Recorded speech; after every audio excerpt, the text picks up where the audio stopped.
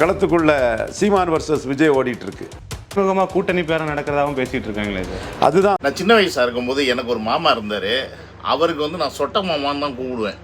ஆனால் உங்களை சொட்ட மாமான்னு கூப்பிட்றதா இல்லை மொட்டை மாமான்னு கூப்பிட்றதான்னு தெரில. சரி, ஏதோ ஒரு மாமா, ஆனால் மாமா தான் நீங்கள், அதில் மாற்றுக்கிறது இல்லை ரவீந்திர மாமா. நான் வேணா ஒன்று பண்ணுறேன், உங்களுக்கு ஒரு வடை கடை ஒன்று வச்சு தரேன். நான் திருமலாயில் சென்னையில் இருக்கும்போது பார்த்தீங்கன்னா மெயின் ரோடுக்கு போகிறோன்னு வச்சுக்கோங்களேன், அங்கே ஒருத்தவங்க வந்து வடை கடை வச்சுருப்பாங்க. ₹1 3 வடைன்னு சொல்லிட்டு சின்ன சின்ன குட்டி குட்டி வடையாக போட்டு கொடுப்பாங்க. இப்போ அந்த கடை இருக்கா இல்லைன்னு தெரியல. நான் என்ன பண்ணுறேன், உங்களுக்கு வேணால் அந்த இடத்துல ஒரு வடை கடை வச்சு தரேன். நீங்கள் காலையில் கூட வேண்டாம், சாயந்தரம் மத்தியானத்துக்கு மேலே ஒரு 2 மணிக்கு மேலே நீங்கள் வடை போட ஆரம்பிச்சின்னு வச்சுக்கிங்க.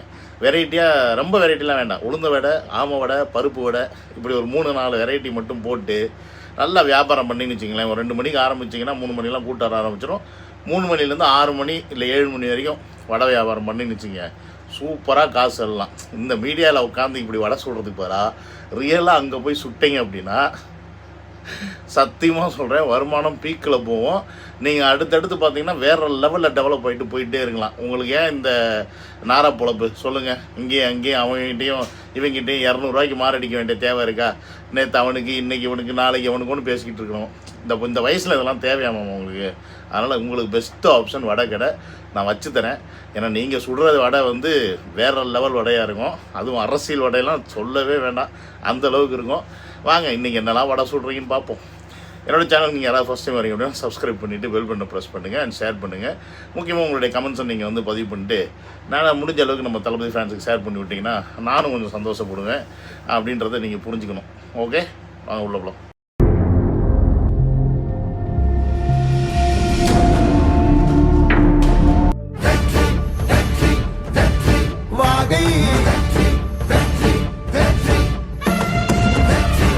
விஜய் குழப்பத்துக்குள்ளேயும் ஏண்டா கட்சி ஆரம்பிச்சோம், எதுக்கடா கட்சி ஆரம்பிச்சோம், எடப்பாடி நம்பி கட்சி ஆரம்பிச்சோமே, தெரியாதனமா கொள்கை எதிரி பாஜக, நேரடி எதிரி திமுகன்னு சொன்னமே, இப்போ நேரடி எதிரி திமுக எதுக்கணும்னா கொள்கை எதிரிகிட்ட சமரசம் பண்ண வேண்டியது இருக்குமே.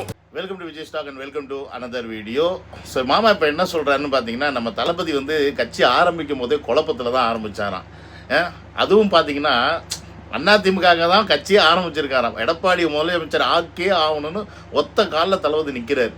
அதுக்காக தான் அவர் படத்தெல்லாம் நடிக்கிறத விட்டு புரியுதுங்களா, உச்ச நட்சத்திரமாக இருக்கும்போது ₹250 கோடி சம்பளத்தெல்லாம் விட்டுவிட்டு என்னுடைய ஒரே தலையாய கடமை எடப்பாடி பழனிசாமி அவர்களை தமிழ்நாட்டின் முதலமைச்சரை ஆக்குவதேன்னு உறுதிமொழி எடுத்து வந்திருக்காரு. யார்?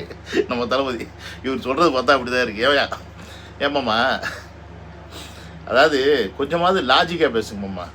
அரசியல் களம் அப்படின்றது எவ்வளோ பெரிய ஆபத்து, எவ்வளோ பெரிய சிக்கல்னு எல்லாருக்குமே தெரியும்.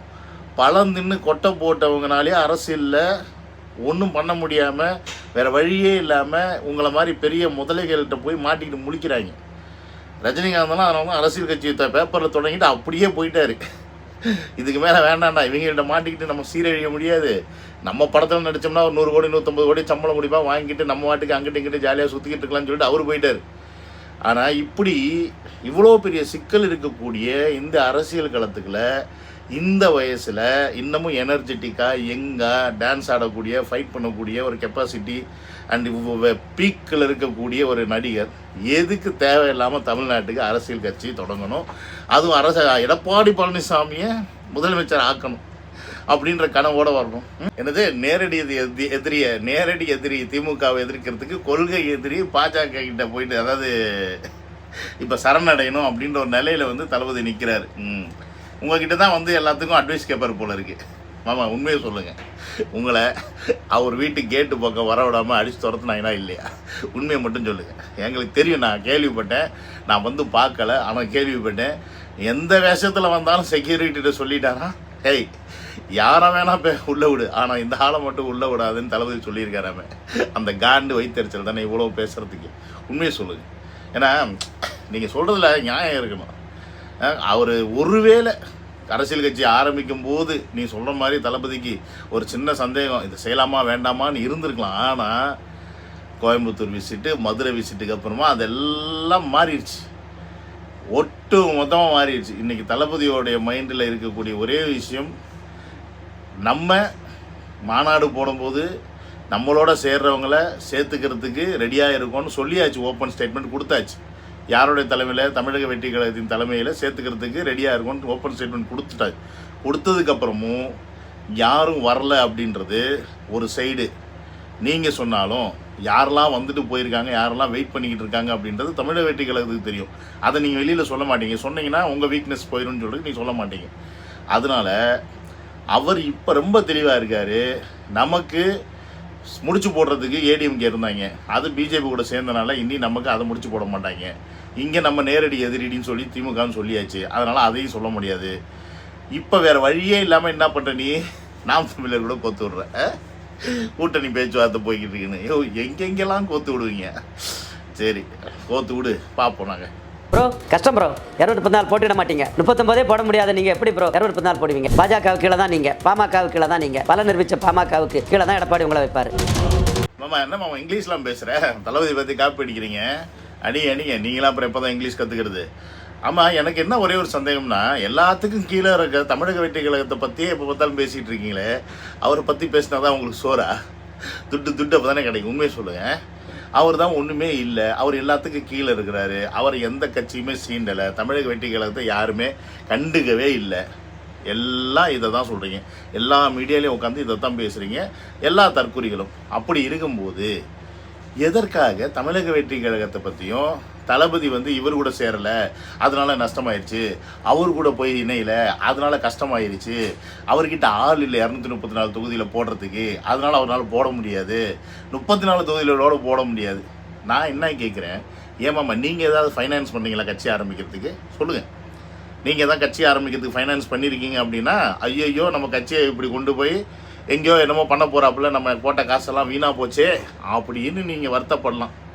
நம்மளே 200 காசுக்கு இவங்கிட்ட ஒரு 10 நிமிஷம் வீடியோ பேசிவிட்டு, அப்படியே அவங்ககிட்ட ஒரு 10 நிமிஷம் வீடியோ பேசிவிட்டு, 200 ப்ளஸ் பேட்டா 200 ப்ளஸ் பேட்டா வாங்கினோமா அப்படின்னு வாழத்தை ஓட்டிக்கிட்டு இருக்கோம். நான் என்ன கேட்குறேன், நீங்கள் உங்களை மிகப்பெரிய அரசியல் வல்லுநர்னு சொல்லிக்கிறீங்க. இது வரைக்கும் எத்தனை அரசியல் கட்சி கூட்டணிக்கு நீங்கள் உறுதுணையாக இருந்து பேச்சுவார்த்தை நடத்தி கூட்டணியை சேர்த்து வச்சுருக்கீங்க? எங்கள் ரெக்கார்டு எடுத்து போடுங்க. உங்களால் ரஜினி அவர்கள் கட்சி ஆரம்பித்தப்போ அந்த கட்சியை கூட சரியாக கொண்டு போக முடியல. ரஜினி அவர்கள் கட்சி ஆரம்பித்த போது 50% வாக்கு அவரு தான். 50% வாக்கு. பாவம் 4 அவர் கட்சி ஆரம்பித்து பேப்பரோட போயிட்டாரியா. வெக்கமே இல்லாமல் ஏமாம்மா இதில் காலு மேலே காலு வேற போட்டுக்கிட்டு, உனக்கெல்லாம் கொஞ்சம் கூட வெக்கம் இல்லை, கூச்சம் இல்லை. வெக்கம், மானம், சூடு, சொரணை, சோத்தில் உப்பு போட்டு திங்கிறது, இந்த மாதிரி விஷயம்லாம் செய்கிறீங்களாமாம்மா? சந்தேகமாக இருக்குது. காலை வேற போட்டுக்கிட்டு உட்காந்துக்கிட்டு அந்த சின்ன பையன் நம்ம ரமேஷ் தம்பி பொலார்னு மண்டையில் போட்டாப்புல, அப்பையும் புத்தி வர மாட்டேங்குது உங்களுக்கு. உட்காந்துக்கிட்டு எனக்கு என்ன தென்னாவட்டு தெனாவட்டாக இருந்துக்கிட்டு தளபதிக்கு கட்சி ஆரம்பிச்சு, கட்சி ஆள் இல்லை, அவர்னால ஒன்றும் பண்ண முடியாது, எல்லாத்துக்கும் கீழே இருந்தால் இருந்துட்டு போகுது. உங்களுக்கு என்ன கஷ்டம்? நான் என்ன கேட்குறேன்னா, உங்களை மாதிரி கட்சி ஆட்களுக்கு தமிழக வெற்றி கழகம் வளரலை அப்படின்னா, இல்லை கூட்டணி வைக்கலை அப்படின்னா, யாரு கூடயும் போய் கை கோர்க்கலை அப்படின்னா உங்களுக்கு லாபம் தானே. ஏன்னா அது ஒரு இத்து போன கட்சி தானே, கீழே தானே இருக்குது. தமிழக வெற்றி கழகம் தான் ஒன்றுமே இல்லையே, விஜய்க்கு தான் மாசே இல்லையே, விஜய்க்கு தான் கூட்டமே இல்லை, விஜய்க்கு தான் ஆடியன்ஸே இல்லையே, விஜய் ஓட்டு போடுறதுக்கு தான் எல்லாமே அனில் குஞ்சுங்க வயசுக்கு கம்மியாக இருக்காங்க. எல்லாம் இப்படி தானே எல்லா சேனல்லையும் உட்காந்து நீங்கள் இந்த எங்கள் சேகுவர மாமா, அப்புறம் பார்த்தீங்கன்னா கண்ணு தெரியாத மில்டன் பிரதர், அப்புறம் இந்திரகுமாரா சந்திரகுமாரா, ஆம்பளை பேரில் பொம்பளை பேரை வச்சுக்கிட்டு இருக்கு அவரு, இந்த மாதிரி பல பேர் உட்காந்து எல்லாம் வீடியோ போட்டுக்கிட்டு இருக்கீங்க. யாருமே பாசிட்டிவாக சொல்கிறது கிடையாது, எல்லாம் நெகட்டிவாக சொல்கிறீங்க. ஆனால் பேசிக்கிட்டே இருக்கீங்க, நெகட்டிவாக விஜய் பற்றி பேசிக்கிட்டே இருக்கீங்க. ஏன் பேசுகிறீங்கன்னு தான் எனக்கு புரிய மாட்டேங்குது. அவர் தான் என்னை பொறுத்த வரைக்கும், என்னை பொறுத்த வரைக்கும் யாராவது ஒருத்தர் லாய்க்கு இல்லை அப்படின்னா அவங்கள நம்ம கண்டுக்கவே மாட்டேன், அவன் ஏன்னா கண்டுக்கிறீங்க அப்படின்னு. ஆனால் நீங்கள் என்னன்னா ஒரு கட்சி ஆரம்பித்ததுலேருந்து நின்னா நடந்தா படுத்தா உட்காந்தா எந்திரிச்சா இங்கே பேசினா அங்கே பேசினா ட்விட்டரில் ட்வீட் போட்டா நீ எல்லாத்துக்கும் கமெண்ட்ஸ் பண்ணிட்டு கதறிட்டு கிடக்குறீங்க, கதறிட்டு. ஆனால் அவருக்கு பவர் இல்லை, அவர் ஒன்றுமே இல்லை, அவருக்கு ஆள் இல்லை, அவர் ஜெயிக்க மாட்டார். ஆனால் அவரை பற்றி பேசுவோம். நம்பர் 1 தற்கொலைஸ்னால் நீங்கள் தான். உண்மையாலுமே சொல்கிறேன், நம்பர் 1 தற்கொலைஸ்.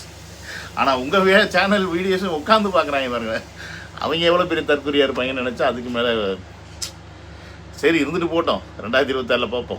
உங்களுக்கு எவ்வளோ சீட்டு தரலாம்னு நினச்சிருந்தாரு தெரியுமா? கோயம்புத்தூர் மாநாட்டில் சீமான் தனித்து போட்டி நடிக்கிறாரு, கொள்கை தெளிவோட நிற்கிறாரு, உறுதியா நிற்கிறாரு, வேலுப்பிள்ளை பிரபாகரன் உறுதியோட நிற்கிறாரு. அவர் லீடருங்க. நீங்க ஒரு லீடர்னு சொன்னா 26ல என்ன செய்ய போறீங்க? ஏமாம்மா இந்த வாயை வச்சுக்கிட்டு தானே கொஞ்ச நாளைக்கு முன்னாடி சீமானுக்கு வந்து ஜெயிக்கணுன்ற எண்ணமே கிடையாது, அவர்லாம் வேலைக்கு ஆக மாட்டாருன்னு சொன்னேன். இன்னைக்கு அதுக்குள்ளேயே அப்படியே எப்படியா ஐயோ என்னையா நீங்கள் மனுஷங்க எப்படி அப்படி மாறி தொலைகிறீங்க? எனக்கு ஒன்றுமே புரியலையா? நான் கூட பேசாமல் மாறிடலாமான்னு நினைக்கிறேன். நல்லா அவ்வளோ காசு கிடைக்குதா? உண்மையை சொல்லணும், நான் கூட 200 தான் நினச்சிக்கிட்டு இருக்கோம். 200 கிடைக்குதா இல்லை அதுக்கு மேலே கொடுக்குறாங்களா? கொஞ்சம் சொல்லுங்கய்யா.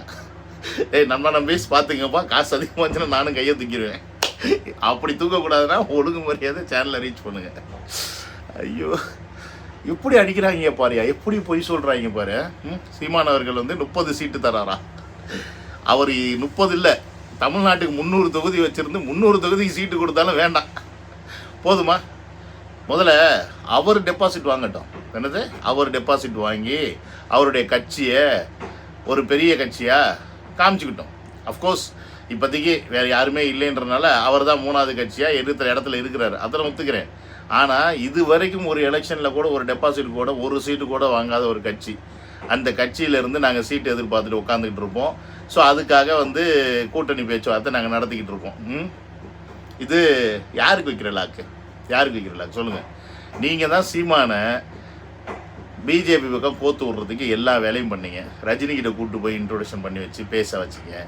அதுக்கப்புறமா இப்போ பார்த்தீங்கன்னா அண்ணாமலை, அப்புறம் இப்போ நயினா நாகேந்திரன் சொல்லிட்டு உட்காந்து ரகசிய பேச்சுவார்த்தைலாம் போய்கிட்டு இருக்கு. நீங்கள் பிஜேபி, ஏடிஎம்கே, என்டிகே இதை சேரணும்னு பார்க்குறீங்க. ஆனால் சீமானவர்கள் நம்ம இந்த 15 வருஷம் தனியாக நின்றுவிட்டு இன்றைக்கி தளபதி வந்ததுக்கப்புறமா நம்ம போய் ஏடிஎம்கேலையோ பிஜேபி அலையன்ஸில் போய் சேர்ந்தோம்னா எல்லாரையும் நம்மளை குனியை வச்சு குத்திடுவாங்க. நம்ம தம்பிகளே குனியை வச்சு குத்துவாங்க அப்படின்றது நல்லா தெரியும் அவருக்கு. அதனால வேறு வழியே இல்லை. இப்போ அவருக்கு ஆசையே இருந்தாலும் சரி நம்ம தனியாக நின்னோம்னா இப்போ வாங்கியிருக்க அந்த 8% போயிருச்சுன்னா அடுத்த வாட்டி அங்கீகாரம் நமக்கு கிடைச்ச அங்கீகாரம் போயிருமேன்ற பயம் உள்ளுக்குள்ளே இருக்கும். அதனால வேறு வழி இல்லாமல் போய் சேரலாம்னு நினச்சாலும் இப்படி ஒரு ரிஸ்க்கு. சரி பரவாயில்ல, என்னதான் இருந்தாலும் தனியாக நின்று பார்ப்போம், அப்போயாவது திருப்பி நம்ம தம்பிகள் நமக்கு போட்டுக்கிட்டு இருந்த தம்பிகள் நமக்கு திருப்பி ஓட்டு போடுவாங்க. ஆனால் அங்கே போய் சேர்ந்துட்டோம்னா அதுவும் போட மாட்டாங்க, எல்லாமே எங்கிட்டு போயிடுவாங்க அப்படின்ற எல்லா கால்குலேஷனும் சீமான் அவர்கள் பண்ணிட்டு தான் இருப்பார். ஆனால் நீங்கள் பண்ணுற மாதிரி இந்த நரித்தனம், கோத்து விடுறது, அப்புறம் வந்து களவாணித்தனம் பண்ணுறது, இங்கே இருக்கிறது அங்கே சொல்கிறது, அங்கே இருக்கிறது இங்கே சொல்கிறது, இதெல்லாம் நம்மக்கிட்ட வேகாது. நம்மக்கிட்ட அந்த பருப்பு வேகாது.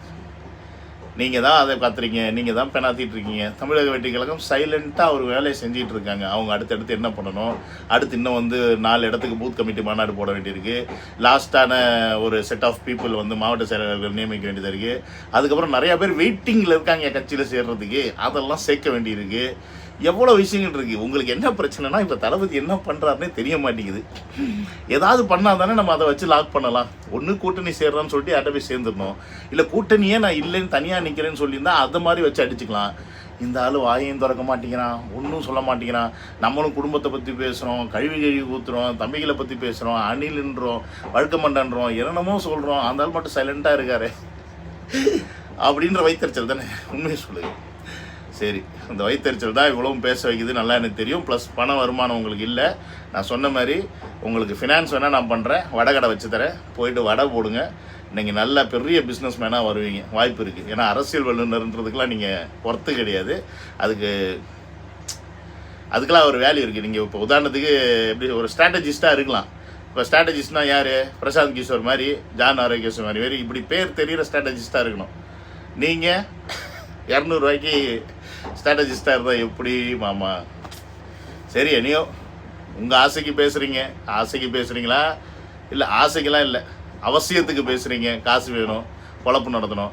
அதுக்கு நீங்கள் பேசாமல் தளபதிக்கிட்ட வந்து சரண்டர் ஆகிட்டிங்கன்னா ஏதோ ஒரு வேலையை பார்த்தீங்கன்னா அவர் ஆஃபீஸ்லேயே ஏதாவது பியூன் வேலை போட்டு கொடுப்பாரு, நல்ல சம்பளம் கொடுப்பாரு, வாங்கிட்டு குடும்பத்தை ரன் பண்ணலாமே மாமா. என்ன மாமா நீங்கள் இப்படி பண்ணுறீங்க? எனக்கு கஷ்டமாக இருக்கு மாமா நீங்களாம் இப்படி இருக்கிறத பார்த்து.